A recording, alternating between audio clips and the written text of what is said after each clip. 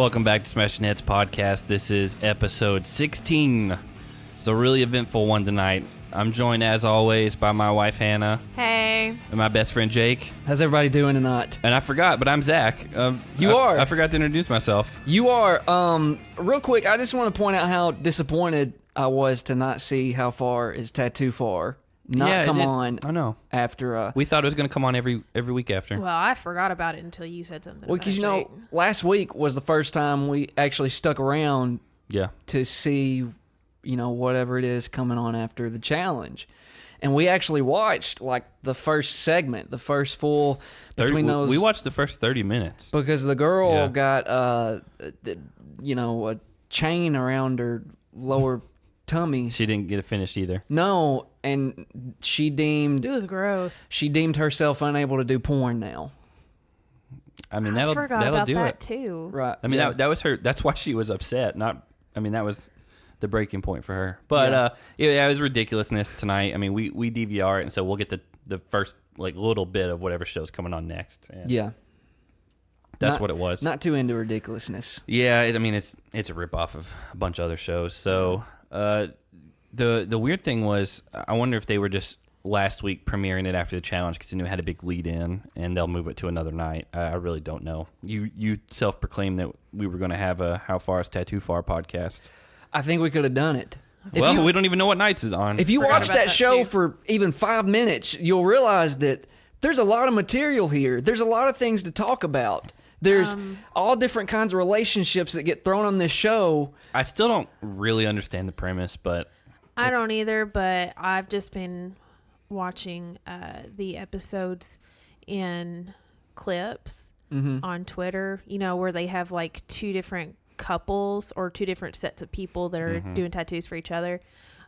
So they're basically dividing it in half, so you only see a clip of the one group of two people. So I've been watching that on Twitter. So I actually saw the one where one girl gave the other girl a vagina on her thigh, and then she gave that girl a trash can with her own girl one gave girl two a trash can with girl one's face on it, and she told her that her vagina smells really bad. God. She literally said the words, "You have an odor sometimes." God, dog, man. Yeah, I thought that girl was going to cry. That's got to be one of the most... She said that on TV. It's got to be one of the most terrible things you can say to a woman. I mean, as far as, bad, trashy reality shows go... That's probably the worst. This is probably, pretty bottom of the barrel stuff. I don't From think... what we've seen in little clips. Would guys get offended by that if you said, "Man, your wiener stinks"? How close do you have to get to know? It depends on how bad sometimes you can be, within 20 feet and you can smell it. There was a guy... I was about to say, you had a girl that you knew that... Oh, boy. Not necessarily that, but... A good breeze would when she'd get out at school in the mornings, you could smell it coming your way. I don't think she listens. No, I don't think so either. That's such a bad thing to say. There was a guy I used to run into at the gym, and I kid you not, he had a 30-foot circumference or radius. Radius is half. Diameter. Circumference is the whole circle. Radius is half the circle. There's a whole circle he took up, 30 feet, 40 feet, that if I got anywhere near him, buddy... It went from 30 to 40. Now, it may not been just specifically his genitals. It's 30 feet before the workout, 40 feet after the workout. Why are we talking about this? This is a podcast about the challenge. It's a good open, No, it's though. not. And if you're new, we don't usually talk about this specifically up top, but I'm going to Body odor? Yeah, I'm going to do our plugs up top, at Smashing Heads on Twitter, at Smashing Heads Podcast on Instagram and Facebook, smashingheadspodcast@gmail.com, and smashingheads.podbean.com if you're not an Apple listener. Otherwise, you can just subscribe to us on there. We appreciate reviews, ratings, all that type of stuff. Question. Yeah. Why do you plug where you can listen to us for the people that are already listening to us?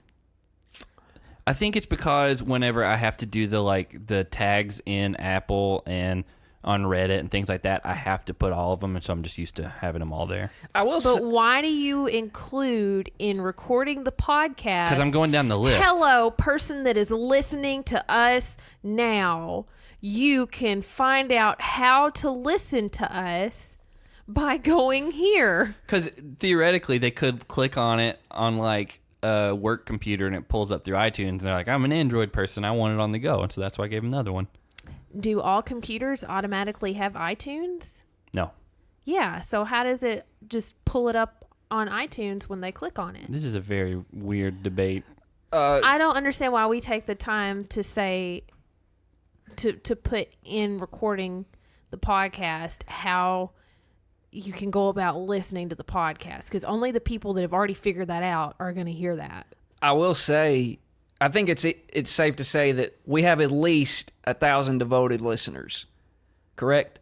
I don't. It's close. Yeah. I would say we're at least 1,000 devoted. I think that the way you're supposed to measure it is how many downloads per episode you get in a 60-day cycle. The point I'm trying to make is that if it's the case we have at least 1,000 devoted listeners at this point, why do we only have 217 followers on Twitter? A lot of people, like, I listen to a ton of podcasts that I don't follow on Twitter or Instagram or anything. Well, I think we should be an exception to the rule. Okay. I'm passionate about that. I agree. I mean, we would love to have more people. I'm not mad at anyone, but I'd like to see an uptick. I will say I'm very selective about who I follow on Twitter. I have a lot of close friends that follow me that I just don't follow back because I don't want to. And I just realized, like, I've been listening to the How Did This Get Made podcast for like 8 years, like since episode 1. Right. And I follow all of them individually that have it, but I just realized I'm not following the actual What was it that podcast. Curvin, was that his name? Curvin? Kurt Cobain? No.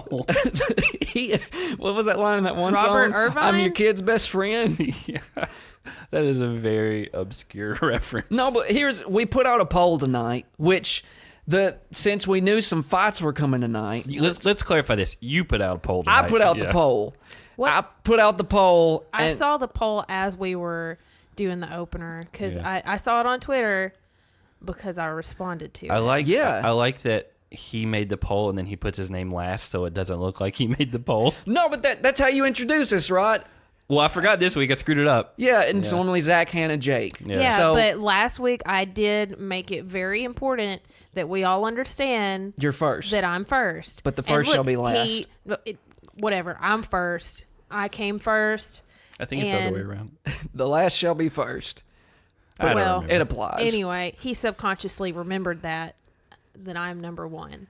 But just to give a quick update on where we're at on the poll, because I think it's an interesting question. Since there were some fights happening, who would win in a fight between the three of us if you pitted us in? Didn't we talk about this on an episode one time? Well, we needed Not to get. that I know of. We needed to get other people's input Yeah. because we're biased. You think you would win? I think I would win. Hannah thinks she would win. So Question: is this poll just on Twitter? it is just Yeah. on Twitter. Okay, so We can do one on Instagram, right? Can't you? You can on the story. We can do one on the story. don't know. Yeah, It's because I've done it's it only before. 2-part though. It's only Yeah. 2. Okay. But We'll figure it out. How do you look at the results before the poll is over?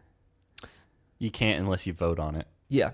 Oh. You have to vote. So, I haven't voted. just a quick update before we get into it. The question was who wins in a fight between the three of us.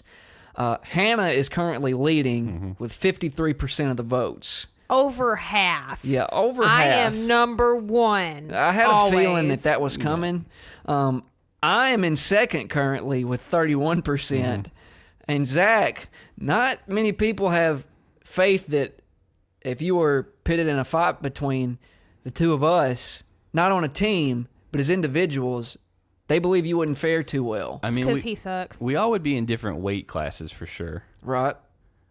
I mean, I'm clearly bigger than both of you. But speed kills, Jake, are you very fast? Speed 2, cruise control. which is better than the original in my No, opinion. no. I believe it. What about speed like the drug? That's heavy. Yeah. I don't know. So let's get into our emails. We had some emails from last week. Jake tried to pronounce the name of a listener from Iceland, and they emailed us back, and they had some notes for you. And so just hit that real quick. They did. And it isn't he. It is a he. Jake, what are you trying to say? I'm trying to say just he right now, which is not a good indicator of how I'm going to do with his name. He gave me a how to pronounce his name sort of layout And also- here. He gave you a pronunciation. Right. Well, and he also gave a like gender guide of like how to kind of clue in on how some things are spelled in Icelandic. It will kind of hint one way or the So other. you basically got a crash course in this other language. And let's hear you still screw it up probably. 'cause So- we all would.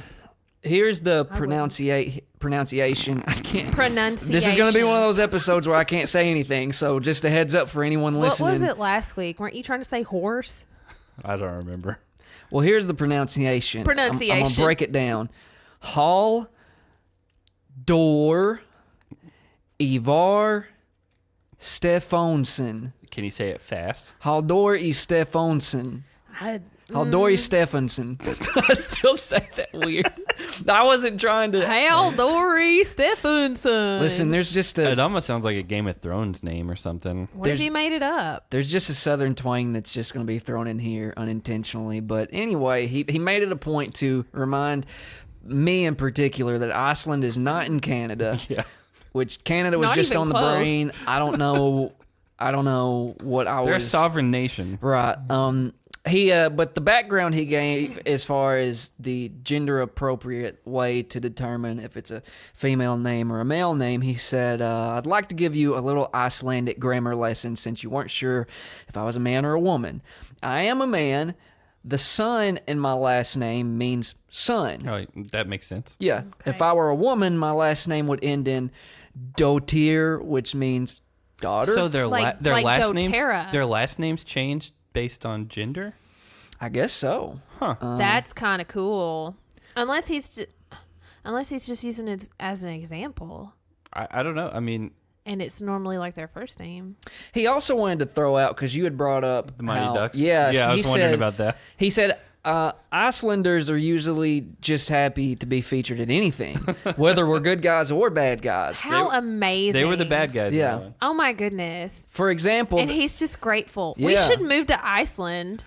it's beautiful there from what I can tell. Yeah. Yeah, Hey, I'm I re- sure it's not so full of hate. I also, remember from the Mighty Ducks, D2 the Mighty Ducks, that the female coach from Iceland was telling Gordon Bombay, who was the coach of the Mighty Ducks, that Iceland is actually very green, and Greenland is very icy. covered in ice.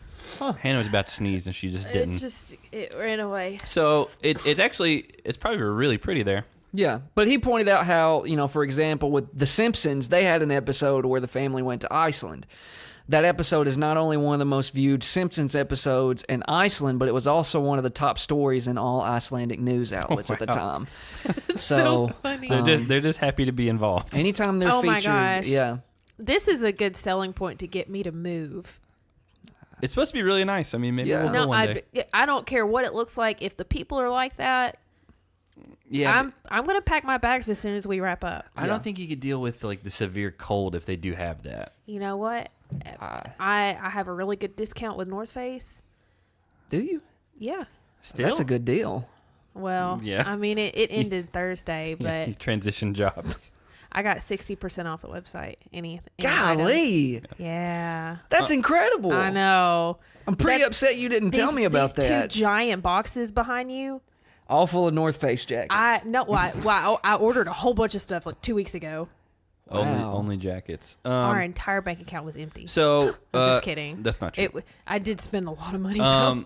So we have a lot to talk about tonight. Me and Jake in particular Jake and I.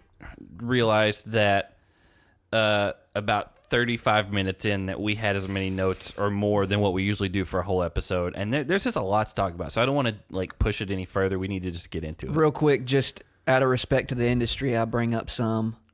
I was gonna say we forgot Paul. he had a quick question. If you want. Statman Paul. So out of respect to Paul too, while I'm bringing up his email, thoughts and prayers to Roman Reigns. Since I'm I sent you that, and I sent it to one of our other friends because I wasn't watching, but I saw it on Twitter when it broke. Real crazy moment, real sad. But I thought that since I talk about wrestling sometimes on here, that it would be respectful on my part to bring up that Roman Reigns announced that he's actually dealt with leukemia since For like 11 years. Or something. So he's been battling this for like 11 years. It's come back, and real sad deal. So again, thoughts and prayers to Roman Reigns. Excuse me. So now Braun Strowman and Brock Lesnar. He had to give up the title. Braun Strowman and Brock Lesnar are going to fight it out for the Universal title. That's still really sad, though. It is. It's sad. To have dealt with it for 11 years and then finally beat it, and you think you're done, and then it comes back even more aggressive. And he's probably at the height of his career, too. So. Well, when he comes back to the ring, Super he's going to scary. be as over as he's ever been. Yeah, and people hated him, so this may turn it. You hope it's... Well, I hope people realize, it's a character that he plays. It's not him as a person. And I guarantee there are going to be some people that don't think it's false in any way, just the wrestling part of it. And I know there are some people that are like, oh, he deserved it. Well, it's just like the show we talk about every week. Like, to some degree, they play up certain aspects of stuff. And I will say, wrestling, way more so. They go full on into characters and stuff. Right. But They have props. So and with Paul, real quick, shout out to him for always emailing us every week. He never fails. That's He's true. as consistent as anyone. He gives us props for continuing to kill it. We appreciate the compliment, but he posed. He mentioned how old seasons are always fun to watch. He said his girlfriend actually lost a bet with him, so she has to watch an old season, and he picked Rivals 2 because That's a good one. he thinks that's one of the best to just jump into. But he posed a question to us: what is more likely to happen, the Pistons playing the Grizzlies in the finals, or the Lions and the Titans playing Lions each and other Titans. in the Super Bowl? Lions okay. and Titans in the Super Bowl. I'll say- He's from Michigan. Yeah. I'll say, Lions and Titans because, the playoffs in football are so weird that you can have someone have a crazy swing towards the end of the season. You win 2 games and, you're not expecting. Like last year, Titans weren't picked to win anything. They beat the Chiefs in the first round. Barring some other things, they had a chance against New England. This year doesn't look good. But at the same time, Titans' division's awful. And so they still have a chance. They still have a chance, even though how bad they are. Yeah. The NBA season so far, we're only 3 games in for the Grizzlies. But we're encouraged. They beat They look Utah last night, which was a big surprise. We held Utah to like 82 points, and they put up like 70 plus against the Warriors like the night before and a half. Yeah. And so They put up 123, I think it was. They're both their first games. yeah, and then we held them to 80 Yeah. or whatever. So I think it's just harder. I think the Grizzlies, if I'm being a little biased, have a better chance to make it further in the playoffs than the Pistons at this point. I don't know what their direction is.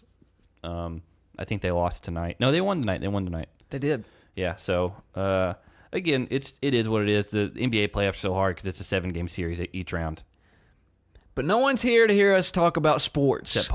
Except Paul. We've been going for like 20 minutes. They won by 1 point. Yeah, we're right at 19 minutes. So let's jump right into it. That's what I tried to do a minute ago. Well, at this point, it's more like slowly walking into it. Yeah. Yeah, and so we start tonight's episode with the tail end of the elimination last week, and you see Brad and Nelson just kind of getting into it. Kaylee kind of reiterates that Brad had yelled at her in the house. Nelson's asking Brad to spank him. Again, yeah, it's real weird. I also got another quote from him. Blink your way out the redemption house too. He's making Brad eye jokes. Yeah, he was making jokes about his eyes. Yeah. Man, I really with every passing week, I think more and more that we would be legitimate friends with Nelson. I will say he had some people come at him this week. Like I think Johnny at one point said, For the spank me thing? well, no, you can't even like say a coherent sentence. And that's when Devin jumped in. He's like, I'm here. I can talk. But do you think at this point he's just kind of owned it? I don't think so. Do we know of any I don't other? think he realizes at least half of it. I think he's just real happy and in the moment and just says things. But like, think about seasons prior he's been on. Have we ever noticed it to this well, extent? not to this extent. I will say I always thought he was very dumb. And like that's not. All right, watch your talk here, okay? Yeah, I know. We won't get into. I made some people. I'm mad, just saying, for me, you'll make me mad. Well, again, going back a couple seasons, I said it before. I always thought that he tried to come across way smarter than what he actually is. In this season, he's not acting like that. He's just saying a lot of really goofy stuff. Look at here, pal. Don't disparage the name of @MTV Nelson, all right? What's Nelly T on one of them? Nelly T. That's even better. So, yeah, I think he was trying to prove that he was this, like, savant and, like, wordsmith early on, and he just gave all that up, and he's just saying whatever he feels like, which I love. It's great. It's my favorite thing currently going on the show. Possibly the best thing. Yeah, is, like, whatever weird thing he's going to say each week. Spank me. Blink your way out. And was bending over while he was saying he had his pants sagged down just showing. And Shane with the continued just like shocked by it all, just like, I don't understand why he continues to say these things. I don't understand how it got to that. Like, I don't, like, if you're trying to defend, like, a girl that you like and you're trying to get in someone's head, I don't know how that is a productive, like, argument. Honestly, I think it's great because somebody like Johnny Bananas or Brad, they're not expecting him to bend over, pull his pants down a little bit, and say, "Spank me." I will say some advice I heard years ago on, like, when it comes to a fight is if you ever feel like you're going to be in a fight, just act completely crazier than the other person to the point to where they don't know what's happening. Like, if you just try to badmouth them or whatever, like, that's going to get them fired. It's kind of like the Abram defense, to where you just lose your mind so much that they're like, you make the other person too nervous to engage. Yeah, they want to think about what they're doing. Like, if this guy's doing these weird things, like, what is he thinking? So, maybe that's where he's at with it. Well, he's doing a great job with it. This is the Nelson I can get behind. Yeah. He'd let you. Yeah, you would. Spank me. So we go from there. Natalie's chin. Her freaking chin is destroyed. Well, there was like, they film it and they do the confessionals in different days, and it was like it would be worse and then better and then worse. Well, the thing is, like, she's had it bandaged this whole time, and then after Nelson's things that he was yelling out, they cut to Natalie in one of her interviews, and it's like they had just peeled it off, and it was raw and red, and we all audibly just yelled out because it was scary. That was the first time they showed her without the bandage, and it was absolutely the worst it looked. It makes me think, I just now thought about this. When I was a kid, real quick little story about me. Okay. Okay. You don't seem okay with this. Do you not want me? You made that face. It was like, God, I don't want him to tell this story. I did not make that face. It's going to be fun. This is taking forever. It's going to be fun. Just tell the story. There were these, when I lived in this small little town of Adamsville, there were these. I lived down the road from you. Yeah, and a little further, actually closer down the road, there were these two cute sisters, right? Twins? No, they weren't twins, but they were very pretty. And me and my actual next door neighbor. I know. Yeah, we went over there to play catch. Oh, I know who you. I know the girls you're talking. I know the girls you're talking about. Yeah. We actually tried to play a quick little baseball game with one person That's batting. how you get all the girls. You want to come play baseball? All right, so one of the girls hit the baseball, and I was like standing out in the yard. I was playing outfield, right? And there's two of you. So I was like 10 years old, I think, at this point, 10 or 11 years old. Yeah. And she hits it real far. It's a pop fly, and I'm right under it. And I swear my glove is right here ready to catch it. And I don't know if I've just got a transparent glove or I don't know, but I missed it. Your eyes. No, it was clear. I guess if the sun went in my eyes, that would mean it was cloudy. But anyway, ball connected directly with my chin. But the laces hit like right across here, like the arch of my chin, I guess is what you'd call it. It's like you had an underneath mustache. Right, so I had to go to school in like a 5th grade with just these lace lines right across my chin. And it made me think, like, I her chin by far looked worse than mine because she was just battered. I had like a design on my chin. It's almost intentional looking. So she definitely took the worst, being beat up by a giant metal contraption. But I'm in, Natalie's camp as far as people who have taken a beating on the chin. I had that happen in All-Stars when I was like 7 or 8 in baseball. We were playing in some other city, and I was playing shortstop, pop fly like that. Yeah. I had it the whole way. It hit me right in the eye socket. That's not good. I was out of the game. Took your eye out. I was out of the game for the rest of it, and again, it happens, man. And, so there's not damage that's quite like chin damage. Am I right? I guess. There's no damage quite like chin damage. That's how you say it. I think there can always be worse. So we get back in the house. Okay? Yeah, well, before that, I was going to say it's these 2 eliminations went the absolute best way possible for Bananas and his whole storyline. Yeah. The 2 teams he wanted to win won. Yeah. And the 2 teams that pulled the double cross lost and have to go back to the main house, which I'm anxious to see how awkward that's going to be, and if Kaylee and Brad are going to get into another screaming match. Well, I liked that Cam was kind of talking to Kyle, and she's like, on the bus. She's giving Cara a lot of praise. She said that was Cara's 19th elimination. I lost to a queen. And then she started giggling and said, y'all lost to Natalie. Well, because Brad was trying to get her on losing, and she's like, but y'all lost to Natalie. Yeah, she's like, I lost to someone who's been in 19 times. And she said, you guys lost to Natalie, who up to this point had lost 3 in a row and had lost every elimination she's ever been in. Had shown no indicator that she was very good at the challenge. I still don't think she is. I think she did good that day. Yeah. I don't think she's good at the challenge in a broad sense. Well, speaking of Natalie, I made a note about it last week, and he brought it up again this week. Johnny said that he's always going to have a soft spot for Natalie. And then he goes on to say, with her back in the house, this is the happiest he's been in a while. Well, and he told her she needed to like stay in this bed, which was his. And she was like, what about Angela? And he said, Angela who? Yeah. She's pretty. I'd cuddle with her. Angela? Is that okay to say? Yeah, I don't care what you say. Are you talking about Angela?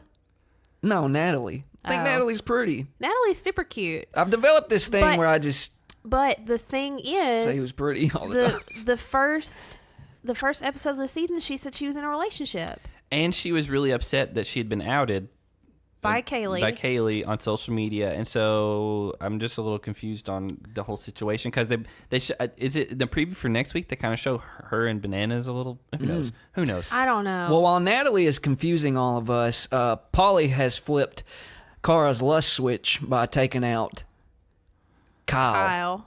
I actually, when I typed this up, I said Polly flipped Paula's lust switch, but she's not here. Paula? So. Paula's married and has 2 kids now. But he may have could have done it. Hey, don't you tear up their marriage?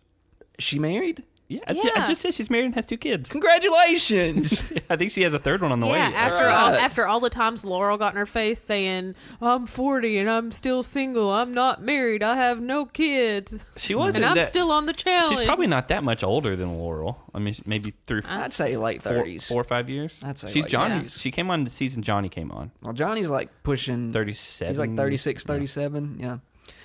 So, yeah, Cara's happy. Number 1 to have Pauly back. Kyle gone.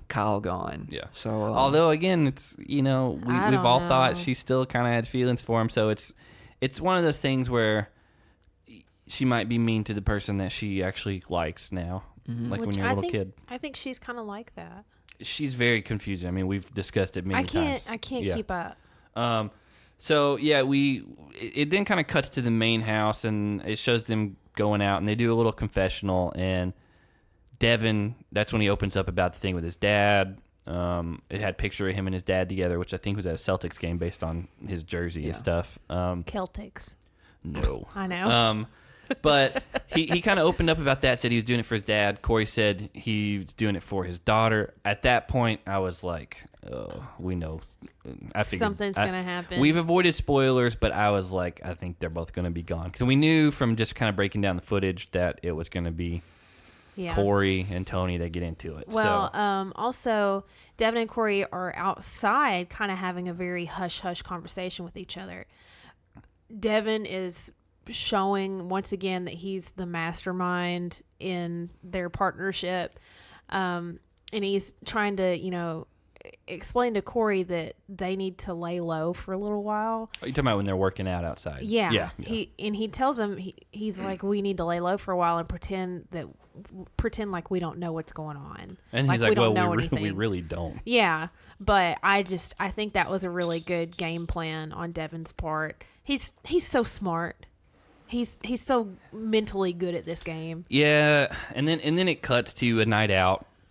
A lot of stuff happens after nights out. Those shrimp are giant, bigger than my hands. I'm assuming they're prawns, which are the giant versions of them. Yes, I said giant shrimp. Yeah, and so they're Johnny even said, I think, everyone's trying to like get along for one night, and who knows if that's true, but I think partially it is true, because Hunter is supposed to like hate Johnny's guts and always want to get in his face, but Hunter's trying to joke with him about the giant shrimp. They're being nice to each other. I really think it's gotten to the point where there's been so much tension in the house, like tangible, that I guarantee everybody's just tired of it and just wants a break. yeah, I mean, they know they're all there for the same reasons. Yeah. And so like they're getting to eat at a nice place, go out, and I heard one of them say, I didn't even eat my steak because I filled up on shrimp. That was And Hunter. Yeah, and so they get on the bus. Well, before that, Oh, remember Corey says, he's like, man, I'm fixing Tony or Corey, whichever one, who had the pasta. it was Corey. Yeah. Corey, because I remember hearing him say how excited he was to have a bowl of pasta. Well, yeah, that's what started everything. Well, yeah, because Tony, like, he said something about somebody sitting on it, so he picks it up and throws it out the window, which, why? He's drunk. I mean, why throw it out the window? Even in the interview, he was playfully like, "Oh, someone sat on it. It's gone." Here's the Yeah. thing. Zach's not the person to ask about throwing things out the window. I didn't. Yeah, I know where My you're going thing with this. is, I know where Yeah. she's not gonna let She's not going to let me tell it. no, I'm just saying, for a Filipino, I love Italian food. I love pasta. If I could just eat different pastas every day for every meal for the rest of my life, I would happily. I would never get tired of it. So when I heard Corey say that Tony threw his pasta out the window, it hurt me personally. I got upset about that. Well, Tony definitely started it, like this Yeah, whole situation. And I love Tony, but you don't take a man's pasta. You just don't do that. You also don't take a man's compact disc and throw him out the window because you don't agree with the music. Zach, it wasn't just me. But you but did you it. admit that you did it. Oh yeah, I mean it was not stuff that he really listened to. Yeah, Raise. but It was guys- well, okay. Do you want to get into that? One of it was a band called Raise, who was Raze. who was a Christian like pop band who was not popular at all. But I liked him. yeah, you liked them, but one of the members had just been arrested for being a pedophile, and Oh, good. yeah, so we threw that out the window. Listen, I almost got mad at you for throwing his stuff out the window, but if the guy's a pedophile, I didn't Jake, know it, you though. have no We reason to knew be it. mad. I didn't know it. And then the other one was Stacy Arico. That's I right. don't even know who that is. Yeah. That's right. They had a single, Raze did, about being best friends. They did. Go look it up. YouTube it, Raze. Is that the one Always that you and threw out forever. the window? They said, the chorus said, I will be here, always and forever. I'll be here for you. We will be friends forever and ever. Yeah. Come on. Well, just come hearing, on. just hearing those lyrics, I never want to even hear about that band ever again for the rest of my life. Would you rather listen to that or Tony Montana? Tony Montana, because I can pretend it's not playing. So yeah, we don't know who sat on it, but someone sat on it. Tony throws it out. Corey Corey takes. does that really ruin pasta if you sit on it? No, I think Tony was just drunk and thought it was funny to. Oh, it's gone. Yeah. And so Corey takes it as a slight, like he's trying to show me up as a man. Understandable. Which, They're drunk. for me, no, that's not somebody showing me up. That's somebody threw up my food, my pasta out the window. Yeah.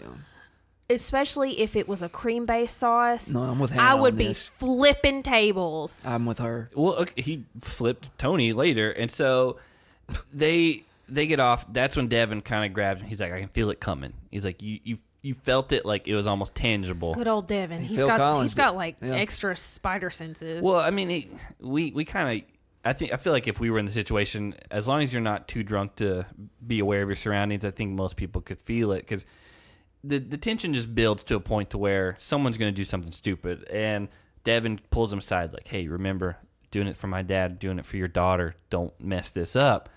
But I don't think he heard that. Well, that's when Tony comes up drunk, and he's like, we'll go look for it. We're going to go find it now. We're going to go now, and puts his arm around him. Corey's not having it. He sweeps the leg, like clearly he planted his definitely- leg. And then power Yeah. slams him into the concrete. Here's the mistake that Devin made, because as someone who, it takes a little bit to set me off, but when I'm mad, it takes me a while to cool down. And I imagine that's how it is for most people. What should have happened is, in the process of talking him off the ledge, you should have taken the dude inside. They were at the Because- house, I think. Right. you know. I think he was trying to. Because there were maybe 30 seconds between when he stepped off the bus and Tony comes back at him. Let's go find the pasta, which they weren't going to find the No, it pasta. was down the No. road He was somewhere in egging South it on. Africa. And so that's the mistake Devin made. She should have got the guy in the house, given him 15 minutes to cool off. I can't fault him because, I mean, there's so much going on at the time, and you can't be aware where everyone else is at because he heads back to the bus. Right. And everybody's wearing black. That is true. You can't tell who's who. It was rainy outside. It was kind of so. Dark. He just had his eyes off him for a second, and then that's when it happened. And then the problem is Corey's like, I did nothing. I didn't do anything. And Yeah. And Devin, from where he was standing with Tony and Corey, I think he was so concerned about what was about to happen that he was watching their faces to see who was really about to just go overboard, that he totally did not see Corey's he didn't see his foot. leg. Yeah, he didn't see him plan it. And So, like, I mean, he was really making a case for Corey to everybody in production, in security, in the house, saying, no, he slipped. He slipped. well, I mean, you don't blame him. It's his only partner, and if they do go home, he'll probably go home too, and that's their shot at $500,000 or $1 million. Yeah, And but he really believed that Corey didn't do anything. he wanted to believe the best of him because he had just gave him a talk like, hey, this is Yeah. for your daughter, this is for my dad, let's not do this, and it just all out the window, Yeah, like the pasta. out What the window. Devin Yep, there saw you go. happening was Tony was just all over him, and Corey was just trying to push him off of him. Yeah, and that was his defense. And then, honestly, Tony wasn't as hurt as what I was thinking he was going to be, and that 'Cause maybe he was a little inebriated. yeah, he didn't tense up, and who knows? But he was trying to get back at him, like he was going at him. Security had to pick him up and carry him away. That was the best part. Literally carry him. Because then Tony just gave up like a toddler and just kind of sat there and like let him be walked off by security. the biggest one out there. Yeah. So there was a segment there where you had Devin versus Johnny, and then you had Johnny versus Nelson, and then you had Tony versus security, which was the best fight of all because as soon as they picked him up, he just went limp. yeah. It's like his body just quit. He just accepted it. He's like, I don't have the energy to fight these people. Well, once the security man finally set him down, one of the ladies in production told him like 6 times, go in the interview room. And Johnny wanted him to go in there Yeah, too. and Johnny was kind of trying to push him in there. Now, Johnny, once they both got in there, Johnny sat him down and he looked him in the eye and he said, there's no one else on here, like the show, that I would stick my neck out for more than you. I think before that, though, he was just like, we got to get him distracted and get him Yeah. not thinking about the situation. Which and, then he started talking about it. And well, Yeah. he was like, we're going to do an interview. He's like, Tony, ask me some questions, and I'm gonna. What happened out there? Tony Worked. Tony told Bananas, he's like, ask me what just happened. Yeah, it worked. I mean, Tony, again, he's clearly drunk, and it got him in the moment with Johnny thinking like it was an interview, and Yeah. that's when they had that little saying. And Well, when Johnny said that to him, like, I don't believe 90% of the crap that comes out of Banana's mouth. But when he said that to Tony, like, I believed it in my core. Yeah. I believe that despite the move that Tony pulled on Johnny in the past, that he does not have like harsh feelings that he's harboring. I think that he really does want the best for Tony. Do you think he would take the money from Tony if they won and he had the best individual time? We don't know anything that happened, like spoiler wise. Yeah. So it's all hypothetical. With Tony, no. I think he would. He's already proven he would. He did, but I don't think he and Sarah. He clearly had a vendetta with Sarah the whole time. Not trying to play on that name, but Yeah. he had kept it hidden down in his heart, and like he let it out at that moment. And I don't think he'd do it to Tony. What do you think? I think it could go either way, but I think he's already proven that he is the person that would do it. Yeah, but I feel in my soul just the way he feels about Tony. I don't think they he'd hated do each it. other last season. I don't think he'd do it. It's pretty powerful when Hannah feels something in her soul. I don't think Tony would pull it from Bananas. I don't know. I think Tony's got at least 2 kids. I think it's more of like a 3-layer thing. The outer layer, they're partners, they're real good buddies. The middle layer, it's vendettas. They want to one-up each other. And at the core, they love each other. I believe I've made this quote before on this podcast. You've made a lot of quotes before. To quote my favorite wrestler of all time. Disco Inferno. No, but same company. The Sting. Pre-Crow. The only thing that's for sure is that nothing's for sure. I didn't know the rest of Yeah, that. I mean, it's there's no reason for us to really debate it at this point because we don't know. But we're not sure. Yeah. Like I just said. I think it could go either way, and it wouldn't surprise me one way or the other. Right. Yeah. So the next thing we kind of see is it looks like Bananas is in their room with Natalie and Cara and Marie, and they're talking with the lights out. And creepy Nelson. Nelson's posted up around the corner listening. I literally wrote creepy Nelson standing alone around the corner in the dark. But you say creepy, I say smart. It is scheming. I agree. Nelson. I agree. It's smart, but he just the way if it were anybody else, it would look strategic, stealthy even. You think so, huh? But Nelson was just a little bit creepy with it.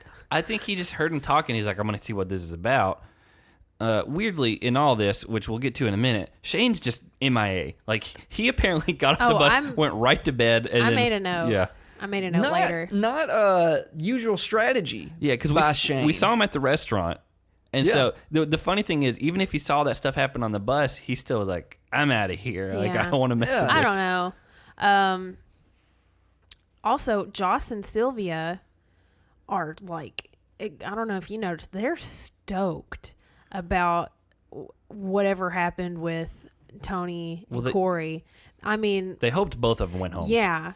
Which I mean, for previous fighting between Kayla and Melissa early on in the season, I mean, everybody was like, I guess they all just thought they were just stupid. But Joss and Sylvia are like legitimately excited about the possibility of two teams being sent they're close home. to the final. Like, that's 2 less good teams that you don't have to worry about. They're Fresh Prince of Bel-Air in it, right? They're chilling out, maxing, relaxing, all cool, shooting some b-ball outside of the school. That's what they're doing. I thought you were going to go couple further. Of guys, but then couple of guys who were up to no good were Corey and Tony. And they got in one little fight, and then someone got scared. Yeah. Production. Well, yeah. So then that's pretty good, right? So then Devin decides that he's gonna come in and start getting in Johnny's face. Well, that's after Nelson kind of start. Yeah. And so that's when Johnny said the line, "You can't even say a coherent sentence." And Devin's like, "I'm here, I can talk." And then Devin just starts following him everywhere, like all over the property. And then security is like in between them both. I wonder how much he had been drinking at that point. I wonder, again, I feel like he'd had a few beers. Johnny, couple foamers. Johnny is definitely the type of person who you can get under his skin, and Devin can. And Devin knows he can. And so, again, he knows his partner's in trouble. Yeah. Why not try to push his buttons? What was confirmed tonight is that, because like you see a lot of these rivalries on here, and then you see interaction on social media that's like, these guys are cool. This is legit. This is legitimate. Yeah. Devin and Johnny legitimately do not like each other. And again, I don't think Devin was in the right by going and follow him, but I say at the same time he knows it's a game. I think we all agreed Johnny 100% crossed the line and made it personal. Yeah. Yes. The only time I can ever remember anything getting personal to that level is when Frank yelled about Nani's drug addict sister. The one on heroin. Yeah, and that's even different because that's someone who can potentially correct things down the road. This is fresh. Like this, Devin legitimately just came back, and Johnny's ragging on him about, I can't even believe you're here. Like you're not home mourning whatever. Like he said you should be at home mourning the loss of a family member. It was Johnny's done a lot of terrible things throughout his career on the show. He's done a lot. He's done good things. And he's honestly, I'll say, he's become more likable in the last few years. He's not as much of a villain as he used to be. But this season, as we've talked about, when he's been backed up against the wall now, it's like he's reverting back to old Johnny ways. And the line that really, I think, probably put Devin over. I mean, look, it's bad enough that you brought his dad into it, but when you say something like, I hope the apple falls far from the tree, and that I hope your dad is not as big of an a-hole as you are, like, man. And Devin even said, he's like, wow, it's like, you're bringing my dad into this? Like, the look on security's face, that guy, did you see it? I mean, I was the bald guy that was kind of just in the middle of him. Yeah. I mean, I think he even lost a lot of respect for Bananas. It 100% was over the line, and there's no defending it. Well, the thing is, I had written, I think Johnny is getting too old to be on the challenge. He's so much older than everybody else on the show, because most everybody is in their like mid to late 20s, and he's chasing 40. He's 37, I think. But I will say, I mean, there's people on here that are older that are still competing. CT's like 39. CT, Veronica. It's just different. Like, he even acts like he's a lot older than everybody else. And, it was all fun and games. I even wrote, OMG, I love you, Devin, when he said, quote, I control you, because... They called him Johnny Tomatoes because he was getting so red. I know, it was really funny. Which Devin, he knows that this is a game, and he did not bring up anything personal. He was just making like shallow cuts, only skin deep. And he knows that with Bananas, a lot of people know how to push some buttons, but nobody can get to him quite like Devin does. And I do think that Devin backed him up in a corner and kind of pushed maybe too many buttons at one time. To be fair to Johnny, he was actively trying to walk away. Yes. But he also has been in these enough that he knows that is part of it. But it's not okay to bring up a deceased parent that recently deceased parent that Devin was super close to his dad. Super close. Even Johnny said that he has a really, really close relationship with his dad. So of all people, he should not joke. We'll get to that in a second, but that was in his apology. That's in quotes. What were you going to say? Well, there's one thing I disagree with you on, Hannah. I agree with you about a lot of things, right? Mm-hmm. Most things. Yeah. You said he even acts older than everyone on this show. Yeah, I don't agree with that. I have to disagree with that because, and I think this is where you were leading to, the next morning, it seems like Devin wakes up first thing, right? And is already just like, he may not have. Yeah, because he came out, he'd come off the balcony, he was smoking, and that's when he was like, you're not sleeping in this house. Right. Devin looked like he got hit by a truck. I think he started crying when Johnny said that. And I think he cried all night because he misses his dad. I mean, I don't think anyone absolutely can blame him. Yeah, absolutely. So he goes in there, and like it's clear, like Devin's upset. He's legitimately, and this isn't like superficial. Like this is like this is like from his heart. Like he is mourning. Like you are not going to sleep. You have royally ticked me off. Yeah. And the thing is like the tears start flowing, and this is where like it's clear that like Johnny doesn't act older than everyone. He doesn't act his age because, and like this kind of offended me too because like this guy's like you legitimately hit and hurt this guy's feelings. And Johnny is just avoiding it. And that's when Josh stepped up and kind of like... No, this was... You're skipping ahead. Oh, did I? Yeah. Okay. He is literally just laying on his bed, looking at the ceiling, like Unfazed. Devin's not saying a word. Unfazed. But yeah, but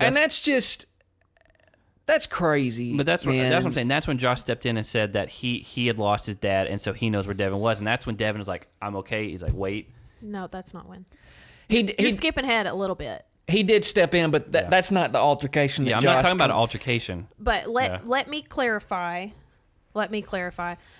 I said Johnny acts older. Like he behaves as though he knows he's so much older than most of the people in this house. And he acts like he has all of this experience on the challenge, which against most of these people he does. He's just been on it for a long time. But in no way, shape, or form do I think he's mature. Right. I do think he has the maturity or immaturity of a 12-year-old. I just think in situations like that, like you really get to see who people really are. Oh yeah, like, those were his true colors. This wasn't production. This was like a real everything like that, moment. Yeah. And I'll say, going back to the only other thing I disagreed with about that was, I don't know if it's different because me and Jake have been watching it since kind of Johnny first came on the scene, but I don't think like he's past the point to being on these shows. Like I still think he brings a lot. You need someone to actively root against. You need someone that has, from a show perspective, just purely on MTV's side, saying, "Hey, we need to make a TV show." You need someone like Johnny that people like and that people like to hate. And he brings that. He always has, other than like his first season when he was just kind of like a fly on the wall. And so, John. Yeah. And so I think I'll disagree on that. I think that he needs to be done with this because, who knows how much longer he'll do it. But I didn't say he needs to be done, like never come back after the end of the season. I think that he is getting there. If we're being fair, he hasn't won anything since Rivals 3. Well, he's taken on. So again, there are heels you love to root for. The Miz is one of those. He's a heel. He's a bad guy, but like he's fun. Like you like him. Johnny is one of these hateable heels. Like you can't do anything but hate him. You go back and watch. There are people that love him, man. I'm telling you. And I get it, but you go back and watch like great heels, like when Bret the Hitman Hart was a great heel, and my wrestling I don't know heads anything know what I'm you're talking saying. about. I know. Edge, Rick Rude, William Regal, Sergeant Slaughter turning on America, Six, Triple H. Like these guys were like legitimate heels. You had no reason to root for them. And for me, Johnny has become that guy as a result of this. Yeah, I would not want him. I think you saw his true character tonight. I think agree the with that. difference with Johnny is that the way MTV portrays him as though he is the lead, the hero, he's the show. To be fair, he carried the show a lot. If he's such a villain that you're supposed to love to hate and love to root against, why does he get mostly portrayed still as the hero? He's won more than anyone else. He's just won more finals than anyone else has. He typically makes it pretty far into every season, even if he doesn't win. And he's done more of them at this point than anyone else. He's a guy that when people think about the challenge, I will guarantee you he is probably the person that most people think of right away. Especially just like random fans or whatever. If they know someone's name off the show, they'll probably know Johnny Bananas. But I think tonight, for a lot of people, he went from being that heel that was still fun to watch, that you still maybe like to root for at times, to I think he turned a lot of people off tonight. Like I wasn't cool with that tonight. No, and he apologized in an interview after that. But we never saw him actually apologize to Devin. Like that was later, and like honestly, Devin might have not seen that until tonight. And we don't know for sure, but how much you want to bet he still never gave Devin a call, reached out to him. I don't think so. No. I wrote down the words, Johnny is such a butt, and then underneath it, interview apologies, underline don't count. No, it doesn't work. But I think that because Johnny not even fully apologized, he said, did I cross the line? Maybe.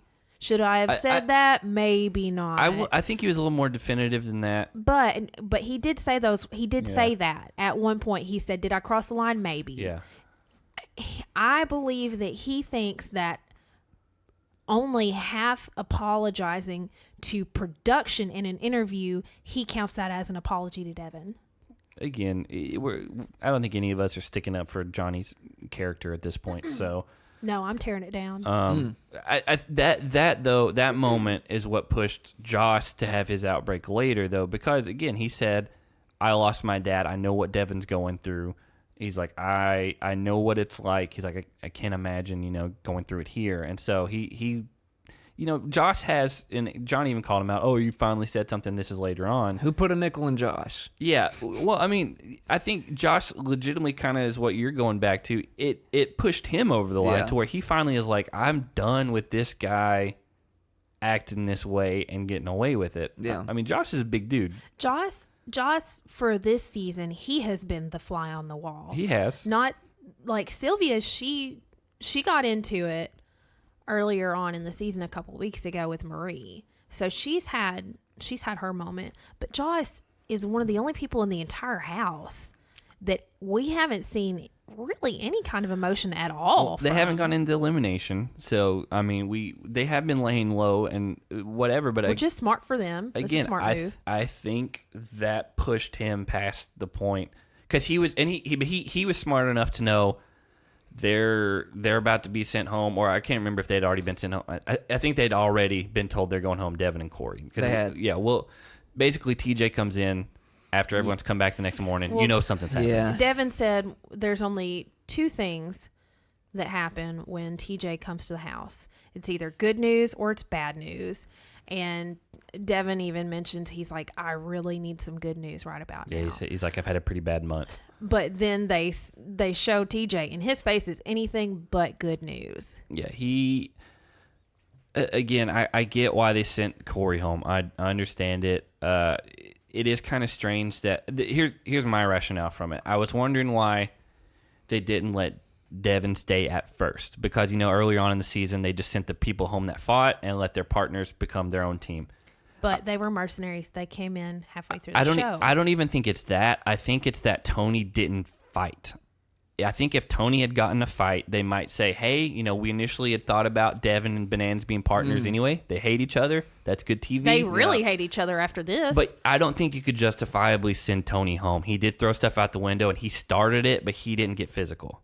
No, he was never aggressive in any way. Yeah, I think that's what it came down to. I think if maybe Corey and Tony had legitimately fought instead of it just being one-sided, maybe it would have went that route. But you can't send Tony home. Like, I don't think he did anything to prove that he got sent home. If they had sent Tony home, I would have, I know that he was in the wrong, but I would have been upset if they sent him home, because he put his arm around Corey to talk to him. He was being a jerk, but other than that, he never laid a hand on Corey. No. And not in a physical, harmful way. I was surprised to see when TJ told Corey and Devin that they were going home to pack their bags. Corey apologized, and he really was really sorry. He knew he screwed up. Yeah. But then Tony got up, and they hugged. It was nice because that was genuine, and they both said, there's no bad blood like that between us. I think they both know it was a heated moment where there was alcohol and whatever involved, and it wasn't anything legitimate. Tony was a real dude for that. Yeah. Oh, yeah. But Corey was even more of a real dude for what he did, because Johnny got up, tried to shake his hand, say, hey, man, everything's cool. And Corey's like, nah, man. Well, Corey, it's not. Corey wasn't even there, but he had been told at that point. He's like, no. He's like, I'm not shaking your hand. He's like, I heard what you said to Devin. That's not cool. Yeah. And I was like, props to Corey. Yeah, I was like, he screwed up, but he knows that, no one else in that house crossed a line like that. Yeah. Yeah. Well, Corey doing that one thing almost turned me into, what are they called? That's it. Yeah. That's what it's called. I turned into a Corey stand. No, not stand. I asked you if that's what they're called, and you guys both said yes. Not with a D at the end. So here's the thing that I want to make clear, though, because I'm a big advocate for forgiveness and grace. And I think in this world, there's too much of people screw up once, and so they're wrong forever. We're going to condemn them for the rest of their life. And let's not do that. He messed up. But who are you talking about? Specific Corey? Johnny. Oh, yeah, but Johnny... But I think... Johnny didn't apologize. So here's what's going to happen, though, is that everybody's going to hate Johnny for the rest of eternity. And I'm saying on a grander scale, right? Like, let's stop that. Because I see it anytime we saw it with Amanda. Like, people were trying to get her fired, and they probably still hate her guts. Like, let's stop that, man. Like, people mess up, do silly stuff, and I get it. You get upset, you get mad, you take it to heart. We're human. It happens. But we got to stop this. People mess up, and they're wrong forever now. Like, it's not okay. I agree with that. I do feel like if people have a bad bias against Johnny, that they are 100% justified. We've gotten really good at writing people off instead of being people of second chances. I would say 99% of the time I would agree with you. Going back though to, and I was defending his place on the show. This is not. Were you surprised that he said that tonight? That's where I'll go with this. Were you not that it happened, but after it happened? Could you think back and say, if someone told you Johnny said this, would you be like, no, there's no way he would have ever said that? I wasn't surprised that he said it. I was surprised that he essentially just doubled down on it and wasn't the least bit remorseful over it. So because of that, I have no problems with people not liking him at all right now because of that specific reason. Yeah. Because he did. He doubled down on it. Yeah. He said nothing, essentially. Like, he didn't apologize. He tried to shake hands with Corey, and Corey's like, get out of here. Like, I know what you said. And he didn't even address it. He just started laughing. That's what set Joss off at the thing. That's what set me off. Yeah. When you laugh about someone losing their parent, you have to be the scum of the earth. To be fair, I don't think he was laughing about that. I think he was laughing at Corey dissing him. And that's not funny. I agree. He dissed him because he was talking about his dead father. And so that's what set Joss off, and he got up, and then Sylvia just kind of hey, be smarter than this. She got him, doesn't she? But it's like the owner calling back the dog. But the guard dog in the house. And that's Johnny's angle on it. He's like, she's had your balls in her purse this whole time. But I don't know if it's that. I think he's just not dumb enough. This is a fight involving other people. As much as I hate what he's doing, I can't risk mine and my partner's situation for something stupid. Yeah. After TJ just nailed into us, we do not condone that. I also don't know if Johnny knows that Joss lost his dad. And so he may not know. I didn't know it. He may not know that Joss took this personally. Even though it had nothing to do with him, he took it a little personally.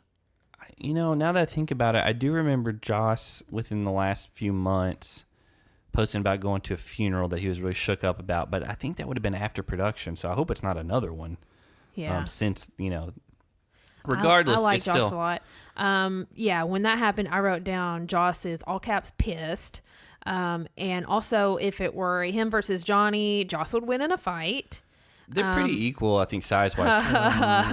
Johnny's a big dude. Josh probably got 20 or 30 pounds on him. Josh is ripped. I agree. Josh is probably in better overall shape, but they're probably... He's cut like a rock.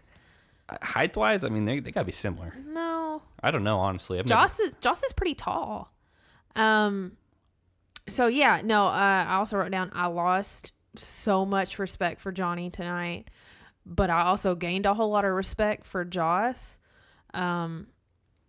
It was nice seeing some emotion from Joss, seeing some of his personality that, when he sees somebody in the wrong, dogging somebody else that's almost defenseless in a way, that he's going to go and stick up for them.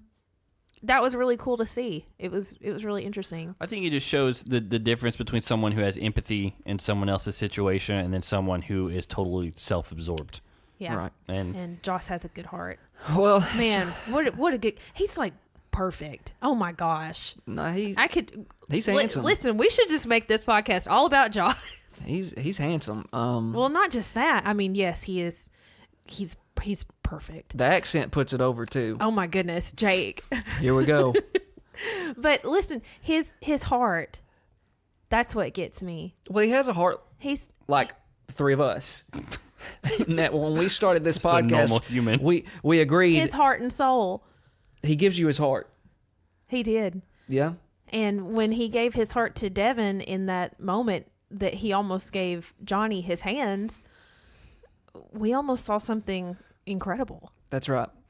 So we move on and To the daily. well, before that, Devin and Corey have been removed from Oh, the yeah. house, and Devin has been convinced up to this I point know where you're going, yeah. Oh yeah. that this was an I forgot. accident, that he was just trying to get him off of him, and they both slipped. They both fell down, He was really making a case for Right. Tony slipped. and production then pulls out video evidence, and Devin then realizes, like, He watched the whole thing, man, and he, then he his did face. that. He did that on purpose. Yeah, and so he flipped. He And- just said no.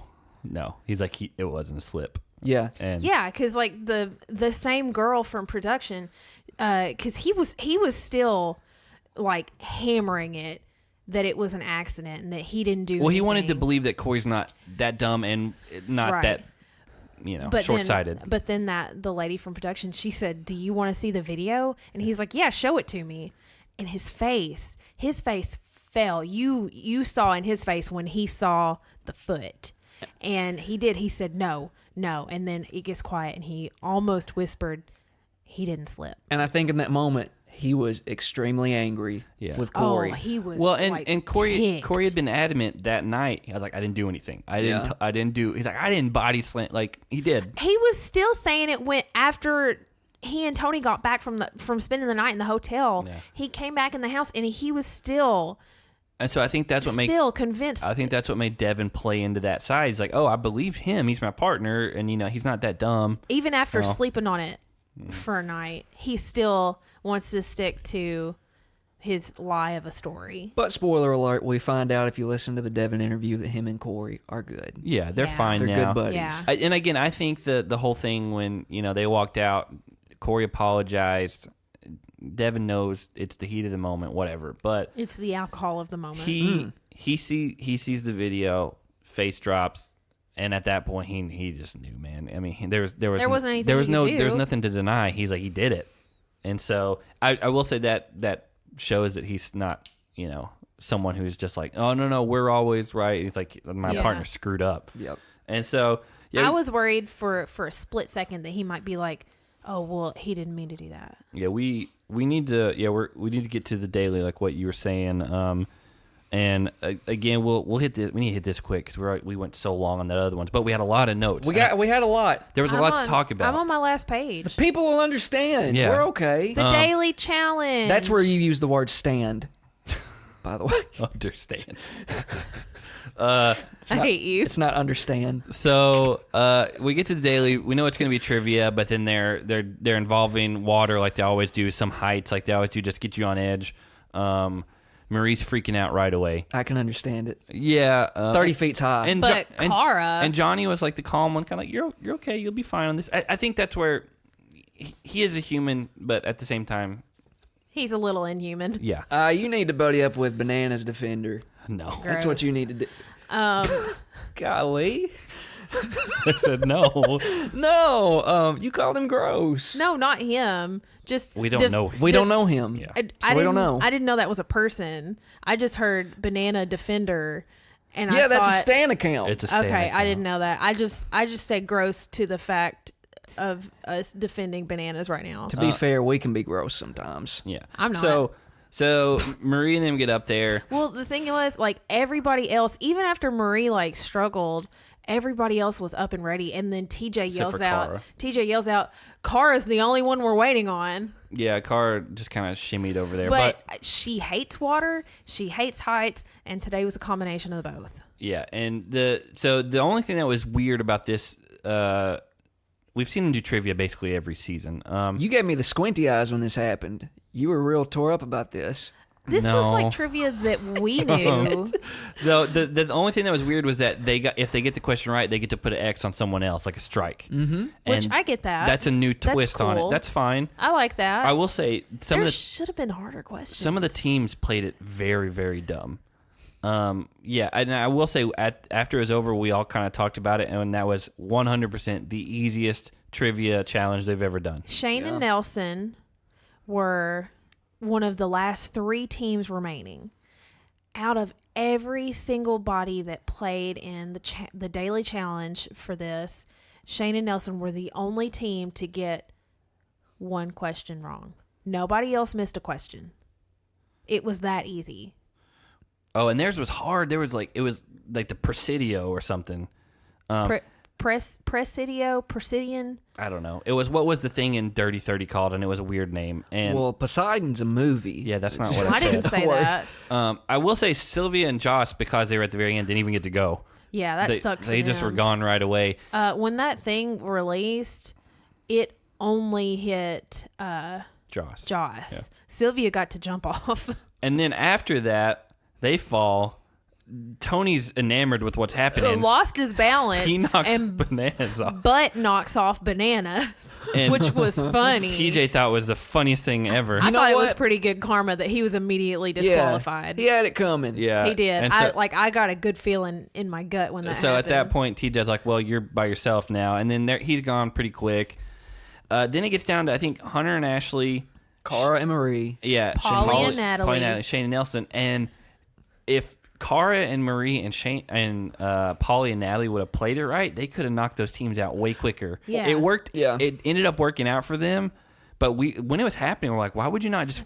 They scattered their points. Yeah, they're burnt. They're like strikes. Yeah, they scattered it, which gave Shane and Nelson and Hunter and Ashley 2 extra rounds to stay in the game to potentially win. They could have knocked I think it was Hunter and Ashley out like way early. It was they had 2 strikes. It was so dumb. And I think it was Polly was like, well, we're going with Shane and Nelson. And I was like, what are you doing? I was like, just knock the other team out. That's an alliance for them. So it worked out for them. It was actually Cara and Marie that did it first, because I wrote down Cara and Marie go for Sylvia and Joss ? Because I expected them to go for Shane, because Marie and Shane were supposed to be fighting from like the last week that we saw. Yeah, but it still it worked out in their favor, but it was very dumb the way they played it towards the end. And then they voted for Hunter and Ashley the next time that they got to, and I wrote again, Cara and Marie aren't saying Shane's name ? But once Hunter and Ashley got 2 strikes, they only needed 1 more, and they were out. And then they both say Shane and Nelson. They both got questions right, and they could have knocked him out, and they didn't. It made no sense. So yeah, it was dumb. But also, Ashley can't spell to save her life. Yeah, I mean, that was probably the hardest question, was spelling Armageddon. I knew how to spell it. Yeah, but and you were telling me I was wrong. I did not. Armageddon. You said it was an E. I never said you were wrong. You said it's Armageddon. I didn't think there was an E there. I think it was the second hardest question. Yeah, the Presidio or whatever. But the thing is, Hunter started spelling it. He had it correct, and Ashley cut him off, and she's like, no, that's not right. But then she started over spelling it. Oh, she screwed it up a bunch of times. 15 times, over and over and over again. And Hunter said, I know how to spell it. Let me do it. And finally, she's like, fine, you just do it. And then he spells it exactly how he started to the first time and got it right. Well, we now know that TJ is not a fan of throwing pizza on beds. Yeah. He was real upset with Marie. When they got knocked off, he's like, that's for Brad. But, like, And his eyes. He got the question asking who it was, and he asked Polly and Natalie, and of they're course, like, Marie. Polly's a fan of the show, so he watched it. He turned and looked at Marie, and he's like, seriously? Did you really do that? Did he really not know? Well, no, I think he was just screwing around, and she was like, no. But I don't know. It seemed very genuine. I think like, he was just didn't playing know. into it. He's like, you really did that? What's wrong with you? And I don't know. And so if he did, then he's a great actor because he had me fooled. I tweeted this from our Twitter account that there's nothing more joyful than TJ's laugh. Yeah. Oh my gosh. You can't not smile. This I is want his it to favorite. be my text tone. It's his favorite time of the whole every season. Yeah. It's when he gets to make people look stupid and then they fall and But he I gets to feel like laugh they at them. haven't done a trivia daily in a couple seasons. I don't remember. don't think they did it Again, last season. they all run together because we've watched a bunch of them concurrently. Well, I wish they would do it more often, but they need to add in some harder questions. That was my big gripe with it. Was way too easy. It was simple stuff. Yeah. Like it was literally questions about like last season, and it was all basically challenge related. Like usually it's like The first question was, which challenge champion is Tori currently dating? and one of them was like, who won last season? And they're like, Cara. She's like 2 pillars over from us. Yeah.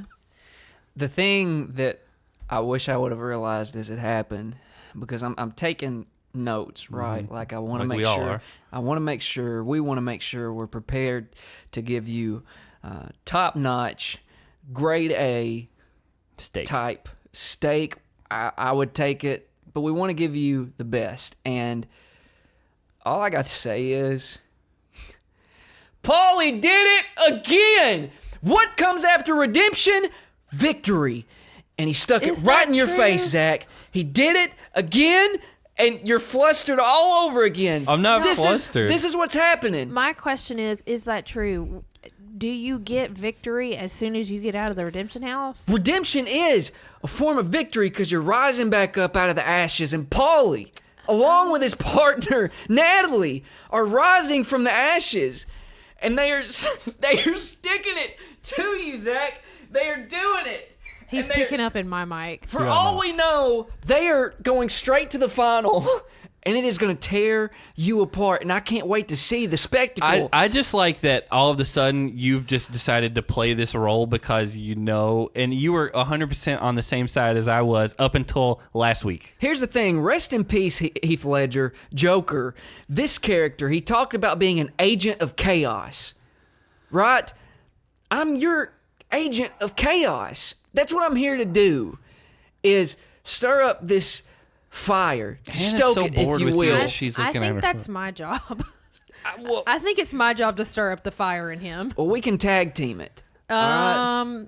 Not the way I do it. So, but he did it. I got you to break. I got you to break with that. You cannot take away the fact that Paulie came back, all odds stacked against him, with Kyle and Brad, one of the best teams in the house. Natalie is getting destroyed. They come back out of the redemption house, and then what does he do? The first daily comes in and wins. But why are you yelling? Yeah, again. Because this is monumental. It's not. It's any chance. Here's. All right. Let me just say this. We went to the Grizzlies game last Friday night, correct? Yeah. All right, and you gave me a Gasol jersey to wear because I don't have a jersey. no. Let me finish. Did you bring that back? Let me No, he finish. didn't. Let me finish. You gave that jersey to me. Let me borrow it because I don't have a jersey, and you were being a good friend, and you wanted me to wear it. But I said to No Talkie Seth, my roommate, I'm not going to wear that jersey because I just know it'll get under his skin. And it did. The first thing you did when you saw me was you looked at me and you just couldn't believe that I wasn't wearing the jersey. No. You said, "Where's the jersey at?" I said, "I'm not wearing it because I knew." One, I did not yell it. Two, I was like, why did you take it from my house if you weren't going to wear it?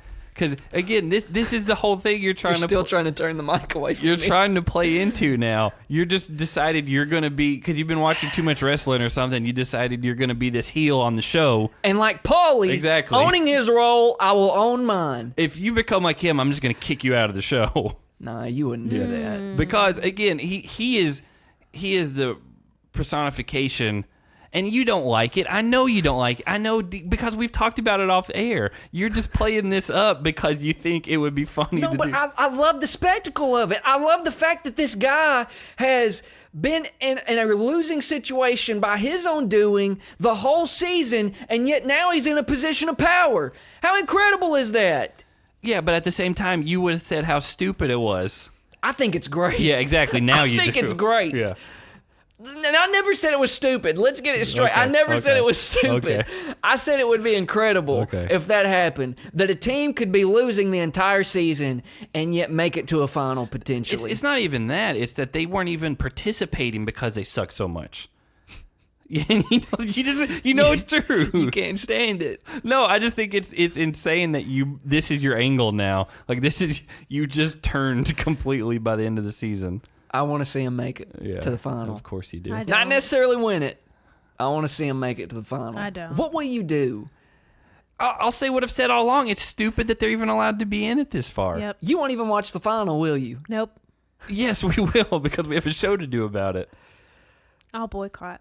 I think this is great. Yeah. I'll it's set my great. TV on fire and put hashtag boycott the challenge. Yeah, You're mad at me now. I'm not mad at you. Again, this is your whole character now. Is that you just? I'm not a character. Yes, you are. I'm Yes. Jake Ingle. That's who I am. Yeah, you're the characterized version of that. You just what you do now is you just project to our audience what you want them to think I'm feeling, and it's not true. You're mad. That's what you're doing, and it's You not want to even know what true. I am? I'm single and I'm ready to mingle. That's what I am. No, you said you weren't ready to mingle for a couple months. My name is Jake Ingle, and I'm single, and I'm ready to Newly. mingle. Exactly. So this is all just a character. This is a ploy. Not a fan of the Cincinnati Bengal. That doesn't. Okay. Bengal Tigers. Yeah. Again, it's an audio format, so they can't go any other way. So you are just yelling what you want to come across. I'm yelling. Listen, I bring it up on occasion. We promise to give the listeners our hearts, and that's what I'm doing. This isn't your heart, This though. is my heart. This is not. This is like you're a- laughing. This is like a character. You're funny. You're funny right now. And anybody listening to this right now is laughing, so I can't help. That's fine. I'm sure they probably turned the volume down and I know why. whatever they're I know, listening like on. I 100% know why you're doing it, but at the same time, I know it's all an act for the show. Listen, there is motive in that. I'm trying to get you riled up because Exactly. I think it's great. And then but I am legitimately excited to see them make a final. They're not. That is legitimate. It's real. It is. This is real life, Zach, and it's happening right before your eyes. That Paulie is still here, and now he has the power vote. You know what? I'm gonna look up all the spoilers and just text them all to you. I'm not gonna do that. I don't want to. You'd know be a him. terrible friend I for don't that. want to know him. Your dad might do it. He likes it. Nah, he doesn't watch the show. Doesn't listen either. Doesn't even give us a download. Your brothers do though. They do. Yeah. my parents don't even they know listen we do this. too. They listen. Do they? Yeah. My parents have no idea we do this. Mine do. My mom listened to. She tried. She Speaking didn't of- understand She anything. listened to part of some interviews and was just like, he sounds I nice. thought it was kind of funny. 'Cause Speaking of my she little, tried to talk to me about it the next day. She's like, I really did not know what was going on. Speaking of my little brothers listening, they thought it was funny that I was eating a cookie on air last week. Great. Good. Oh, that's I'm- right. We did have he cookies last week. He even recorded, like, you know, on the new iPhones, you can, you know, like screen record we what's wouldn't happening. know because we don't have the new iPhone. He did that, and he played it back for me. He's like, it's so funny. Great. Okay. Okay, so who smashed some heads? Paulie! Okay. Okay, Yeah. Zach. I didn't even write mine down. You go next. Let me Mine think. was the battering ram. That's a good one. I'll say I'll give it to TJ overall, just because this is his one time where he gets to participate in the dailies and gets to have fun with it. And so that's my pick for today, Okay. because he gets to push the buttons that smash That's this right. into him. Yeah. Smashed heads. I put nope, head smashed. Who got That's their what I head was trying to smashed? say. Yeah. That's the one. I wrote down Devin when Johnny brought up his dad, and Devin when production showed him the video of Corey power slamming Tony. I'll argue you that point. I'll say he got his heart smashed. Yeah. Both. Yeah. I don't think. Understandably so. Okay, by the way. okay. First one with Johnny, heart. Second one, because he really genuinely believed that Corey didn't do anything. That's what I think is his heart still. I think that's the one I thought was his heart. I think it shocked him. Mm-hmm. In his heart. Watch it. Your Don't turn. spill your water. The lid's on it. I want you to go next. You know what? I'm gonna say Corey because and self-inflicted. They got in his head. Yeah, he got, and after Devin had just been like, "Don't let him get think about your daughter," and then he still did it and whatever. As awful as the things Johnny did. I think Corey for sure. Yeah, and because of that, Devin was an innocent bystander. Yeah. Who got their head smashed? Huh? You got your head smashed. Again, there we You go. did. Paulie is smashing your head 2 weeks in a row. That's not even close to true. Your head is as flat as a pancake right now. I wish people could see it. You know what? It wouldn't surprise me if Paulie's like a flat Earth guy. I'm shocked. That's the type of person he comes across as. I'm shocked. I'm shocked that you could even speak as flat as your head is right now. He got me real good. This is a spectacle. Oh man, Hannah's gonna have to stretch your head back out when the stretch it. to the right size. She's even bored with you. I am. God, I can see the. I'm on Facebook now. I can see the hammer. He took a hammer to your head. Is what he did. I can see the hammer indentions on your head. Yeah. If he did take it hammered at me, he'd like somehow miss and hit my neighbor's house or something. All right. Yeah. So album of the week, go. Album of the week. All right. So again, I'm going back to bands that really you introduced me to that kind of set me in a certain direction. I don't necessarily like these guys today because I'm gonna change my answer. because I think they whine and complain too much. But Senses Fail. Yeah. Still Searching is the album, which I thought was probably their best album. I thought that was Let It Enfold You. Is that the one? Mm-hmm. That was like their. That was the one that's the one that put them on the map, right? Like that was. They had an EP before that. Yeah, but I think Still Searching was like at the pinnacle of Senses Fail. I wouldn't. I couldn't think of anything else. They're one of those bands that I would never like. Even though we did listen to them a lot, I wouldn't pick them for this because I don't think going back, it's like something I could be like, hey, you should listen to this and you'll like it. Like I don't think that's a thing. I do think it's a good album. I think it's a solid album. That album you're talking about is more approachable because it's less murdery and than another reason I won't listen to anymore because they're just weird. Yeah, they were trying to be shocking. Yeah. They're tryhards. They were then for sure. Yeah. Hannah, yours. High school album of the week. This one came out literally like a handful of weeks before I graduated. But it is one that I still listen to regularly. I'm a huge fan of Drew Holcomb and the Neighbors. Still on my bucket list to go to their Drew and Ellie Holcomb's Christmas.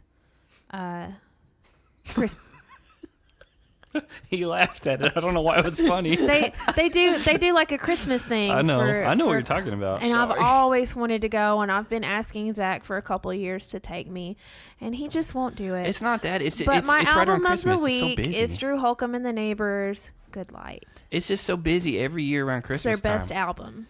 I hate But trying to work out all the different family things. I want nothing. You hate trying to work out. Yeah. He hates a lot of things, but I want to go really bad because I love Christmas time and I love folk music, and it's just the two combined, and it's at Christmas time, and it's just good things. Yeah, that's fine. I'll let you pick for me. I have two in mind, and I'll save one for next week, whichever one. Should I go with an older album that we listened to in high school, or should I go with one that came out right when we were about? Oh, I thought you were going to let me. Oh no, I'm not letting you do that because I had an album. No, you get to. Can I say it? No. Chiodos, All's Well That Ends Well. That's another one I wouldn't recommend anymore. Is it older or like newer? I went older. Go older. Then I'm gonna go At the Drive-In, Relationship of Command. Yeah, they're good. That's a great album still. I haven't. The other one I'll save till next week because I went heavy last week, and that's what the other one was gonna be. they recently got back together. Haven't really listened to their newer stuff, but some of them, if you're not familiar with At the Drive-In, a couple of them went on to be in the Mars Volta for years. Some of them went on to be in the band Sparta. They split off and they're all very, very successful. But I always liked At the Drive-In way more than I did the other two bands. So that's mine. I remember I used to listen to that album when we would play Halo a lot. Yeah. Because it was a good one. And now it's time for our movie recommendations. He segued that like it was an ad read. Yeah. It felt recorded. Yeah, no. Yeah. Well, technically it is recorded. It's like we have a button we can press next week, and it's the same exact thing. Do you want to lay that over every time we do our movie? No. Who wants to go first? Do you want me to go first? I want enchiladas. Okay, that's not a movie. My movie of the week, I am going down my list chronologically, not by year of release, but by number of importance in my life. I'm going down my list. Shrek of all the Third. Time. No, I hate the Shrek movies. I'm going down my list of all-time favorite movies ever made in history. My favorite, my whole life depends on it. Back to the Future. Hey! That's a good one. Jake Ingle was like very shocked. Why'd you say my full name? You screamed yelled your it like full 9 name times, like, yeah. Well, they know my like name. 4 times. He is. When you said you don't like the Shrek movies, he was like, "What?" Oh, I hate the Shrek movies. They are so bad. That threw him for such a loop. I don't like Mike Myers either, though. Oh, that's... You're out of control tonight. You should just I name don't it. think it's me that's out of control. What's your favorite Mike Myers movie? That's not Shrek. I mean, you can't go wrong with the Austin Powers movies. I was gonna say Wayne's World. That's a good one, Yeah. too. 1 or 2? 1. Yep. All right. So what's yours? I will say that whenever I have a date again... And you meant to say The Love Guru. Whenever you have a date again? When I decide... You say that like it's a for sure thing. Like you don't ask I would someone. hope to God. Like you don't ask someone on a date. You walk up and say, "Hey, we have a date tomorrow at 7 and you're gonna be there." Even though she doesn't believe in you, and then even though you're being this persona that is just all against me, I believe you'll get a date again. I hope to God I do, because it gets lonely with the dog. Yeah. Oh, came No, across weird. See, everyone's mind is in the gutter tonight. It's not. Just say your movie. Good Lord. Shrek the Third. The next time I have a date, which I hope to God happens again in my lifetime, I believe it will. I'm confident. Little Miss Sunshine will be a That is a great movie. that that I throw into the Blu-ray or on the VOD, whatever it may be. That is just a good all-around fun movie. I'll even watch it by myself. I just have a good time every time I watch that movie. I remember when it came out, me and your brother were like trying to find theaters that would show it, and I want to say we went to either like a city, like Nashville or Memphis, to like go see it because it wasn't playing anywhere near us, and because it was an indie release, and loved it from then on. So and that's the thing too, is like I'm normally let down with indie movies because I think a lot of times they're just weird for the sake of being weird. No, you don't like indie movies because you only do mainstream. That's not true. I will say That's not true. You only do Shrek the Third. I don't agree with that, but I will say that's a limited skew of things, because that's like saying, oh, I don't like rock music because you heard Nickelback one time. Yeah. Like Ugh. that's what, like it's that like indie movies loud. can run. Nickelback sucks. Indie movies can run a spectrum. I get where you're coming from, because in high school I would just go to Blockbuster and rent the weirdest movie I could find and just see what it was. And let me just say before you give your movie recommendation, Yeah. don't disparage my relationship with my dog. That boy is like a son to me. That is my guy. so- you don't have anything to say to that. no, I'm Because you have dogs. yeah. You guys. So I'm gonna And go. you don't hear me saying, making any dirty jokes about your dogs. I haven't said it gets lonely. We're a podcast that love. Hey man, look, he can only be such good company for so long. Eventually, I'd like to have a woman in my life. Well, Is that wrong? yeah. Like, is that so Yeah. terrible to say? It is so terrible to say. Holy moly. We're gonna get so many letters about it. We love our dogs on this podcast. So I'm going to go the exact opposite in basically every way of Eternal Sunshine, even though Not Eternal Sunshine. Little Miss Sunshine. Nocturnal Sunshine. The opposite of both of those, honestly. That's a oxymoron. Yeah, I got you. I do love that movie, and I think you'll both agree with me on my pick. It's debatable. No, you will. I know you will. Just say it. Fast Five. Yeah. But so here's if you're listening now and you're like, that's the dumbest thing I've ever heard. Let me preface it by saying this: Fast and Furious 1 through 3 can all go die in a garbage can as far as I'm concerned. They have their place. No, they have their place. 3 for sure doesn't. I have what's the Affinity? I'm a closet Fast and Furious, Too Fast, Too Furious fan. Okay, but I'm not anymore. So let me preface it by saying this. Well, we're not in the closet. Fast, whatever the fourth one's called, it's okay. But 5 is when they got a new writer, a new director, and just decided, hey, let's make these movies as crazy as they can be. I think that was the first one The Rock was in as well. Mm-hmm. And they're like, let's just be a far out just action movie to where it doesn't even make sense. They drag a bank vault through the streets of Brazil. Yeah. And they've had to have murdered hundreds of people while they were doing it. You were going to say millions. No, yeah, it's not We millions. don't know. But again, Fast 5, 6, 7, and 8 have all been the same writer, the same director, and they've all been...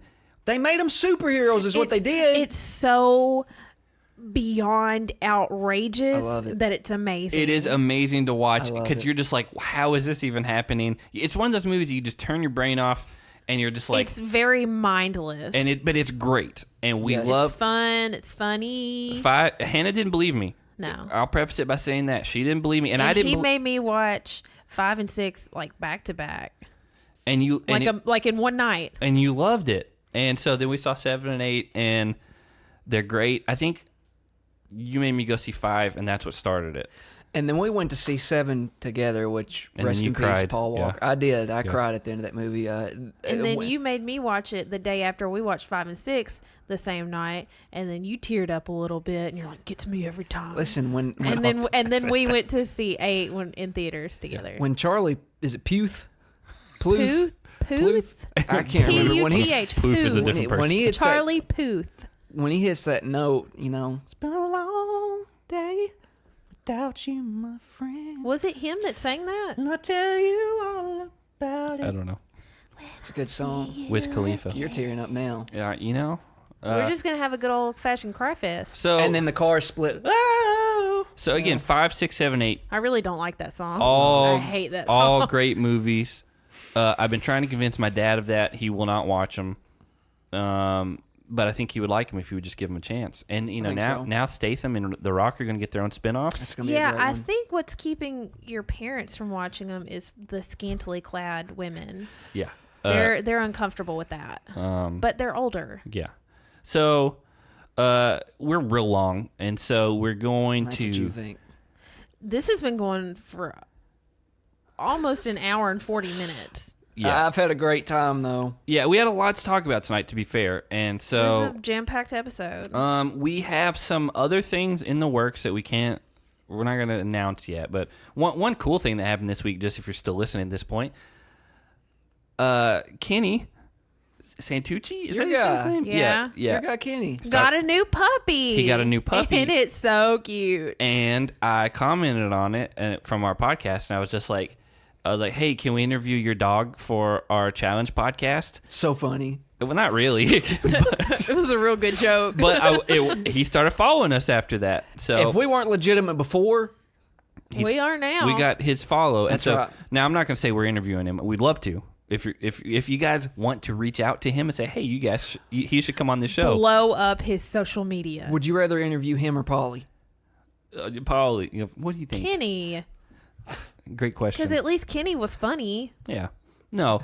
Polly's funny as an own right. No, he's not. We would love to have Kenny on. So, yeah, hit him up. Say, hey, you should come on the show. We heard that you follow him on Instagram. And, and we may have some other things in the works, but nothing that we want to throw out there yet. But we're still working on some things. Shane, if you're still listening. He probably skipped it at this point. Yeah. No, he's with us. I bet he's with us. Shane, if you're still listening, Won't you Just- give a just- little nudge just to at Smashing Heads. good old Kenny. At Smashing Heads and say, still with you.